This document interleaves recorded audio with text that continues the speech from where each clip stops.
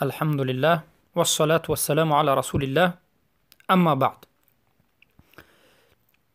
سوال شده است که برای رسید تلفن را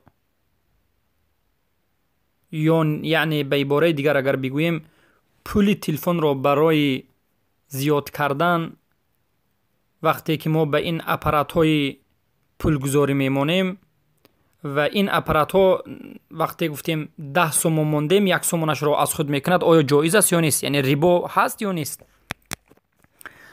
البته در حالت پولگذاری به واسطه این اپارات ها به تلفن وقتی که پول میگذارید و این اپارات ها از این پول مقدار شما داده یک مقدار معین را میگیرد، این ریبا نیست. چرا که گویا که این اپارات حقی خودش را که خدمت رسانیده به شما ایستاده است گرفته شده است.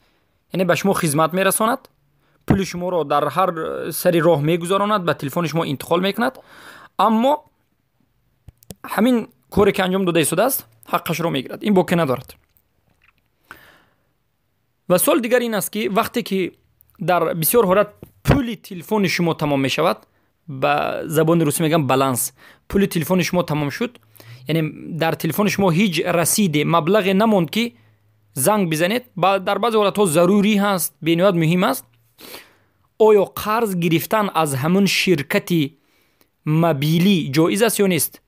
مثلا هر یک سیم کارت یک شرکت خاص خود و کد رقم خاص خود را دارد که شما میزنید به شما قرض میدهد، که وقتی که دفعه دیگر پول نو را گذاشتید از همه میگیرد.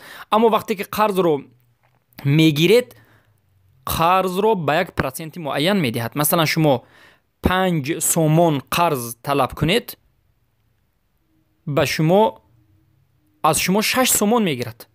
شما 5 سومون قرض میگیرید، 1 سومون پرسنتش دارد. آیا جایز است یا نیست؟ البته این حرام است و این ریبا است. سبحان الله. ببینید که ریبا چقدر پهن شده است و به نهایت ریبا یعنی آمیخته به تمامی حالتهای زندگی شده است.